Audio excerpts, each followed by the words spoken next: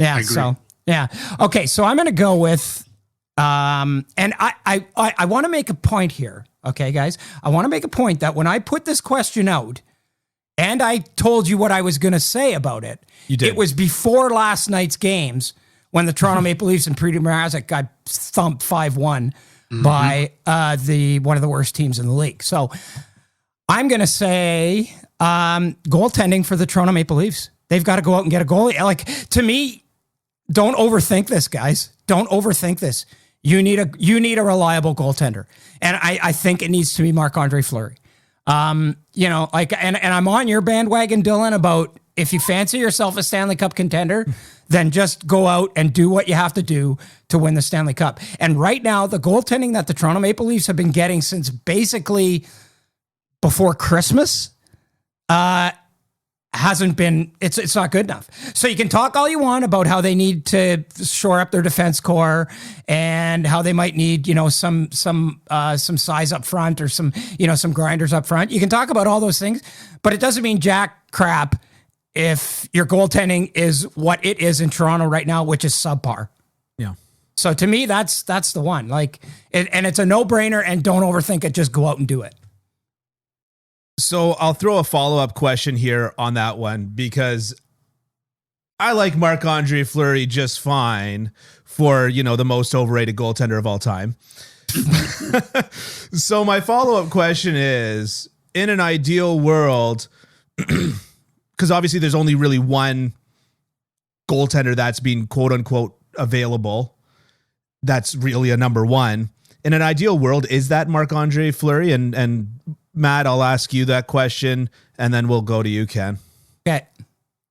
Yeah, I do think it is, just in terms of what's available, what's on the market. If you compare Marc-Andre Fleury to a Joonas Korpisalo, it's still no comparison, right? So I agree that there's a case to be made that he's overrated.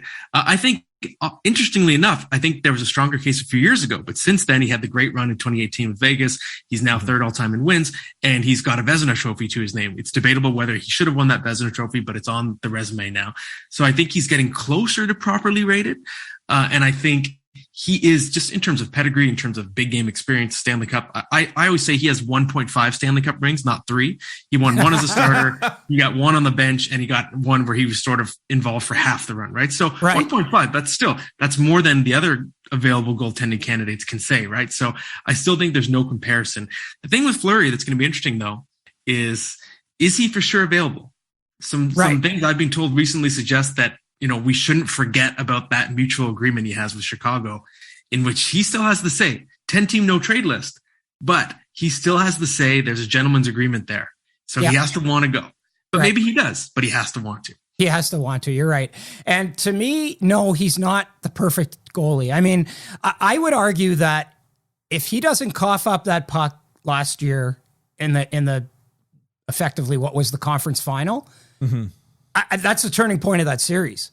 I mean, you could argue that they win that series if he doesn't make that mistake. Yeah. I think that Vegas could win that series. So, I mean, he's prone to the big mistake sometimes. And it's not a perfect world. And I don't want to go too far down a rabbit hole here, but I'm starting to wonder about goaltending in the NHL. First of all, are there even 32 number one caliber goaltenders in the world right now? Yeah. You might be able to make the argument that there aren't. You might be able to make that argument, right? And to me, it's almost and Matt, I'd very quickly like to get your thoughts on this, but I'm wondering if goaltending's not going to become like pitching.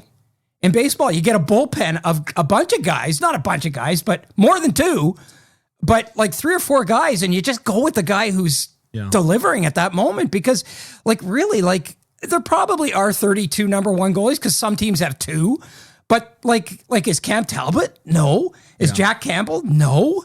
Is Mikko Koskinen? No. There's I like I said, I don't want to go too far down a rabbit hole, but I'm wondering what your thoughts are on that. Yeah, I think the position is unbelievably fickle. And I always laugh when someone asks me, which goalie should I start tonight? In fantasy, I'm like, I don't know. It doesn't matter, because you can start Shesterkin. He's going to give up 6 goals somehow. And you're going to start Koskinen, and somehow he gets a shutout. It's so fickle. I think part of the problem is, and a lot of goaltenders, retired goaltenders have told me this, the position has never been harder to play. The game, especially with the the crackdown on slashing. It's way more east-west. Goalies have to track the puck east-west a lot more during the course of a game. They have to get up and down because if you look at historically, the shots per game in the last couple of years are the highest they've been in, I think, 40 years. Mm-hmm. So goalies are just busier. The position is just more grueling than it was. You're never going to get a Glenn Hall, but you're not going to get a Grant Fuhr or Marty Brodeur anymore either. Marty Brodeur even told me that. He couldn't even play as much as he did today. It's just a more taxing position. Maybe that's what makes the results nightly just so unpredictable. Interesting. What do you think, Dylan, being the goalie? I mean, to your point, Ken, last year in the Stanley Cup Finals, I remember a big hullabaloo being made about it's two $10 million goalies. Teams are going to need to find their $10 million goalie. But I've got news for you. You don't just give a goalie $10 million and he becomes a $10 million goalie, right? Right. To your point about pitching, think about the Blue Jays when they got David Price, right? And they all of a sudden went on a run. There's not a lot of pitchers that can single-handedly take a team on a run like that, just like Carey Price and the absolutely abysmal Montreal Canadiens of last year. There's not a lot of goalies that can take a team on a run like that. So to your point, I'd say that there's a lot more than 32 starting goalies in the league. Okay. I'd say that there's like 150. The trouble is, are they a starting goalie every bloody night? Right. We just don't know who they are. Yeah, we don't know who they are. Yeah, they Samuel Montembeault gets a 50 save shutout and, we don't know who they are. So I do agree with you. In terms of a goalie that you can rely on, that you can hang your hat on, there's like 6. There's so few. Right. I completely agree with you. Well, I know Bobby Clark once said, you want more scoring in hockey? Just get worse goaltenders.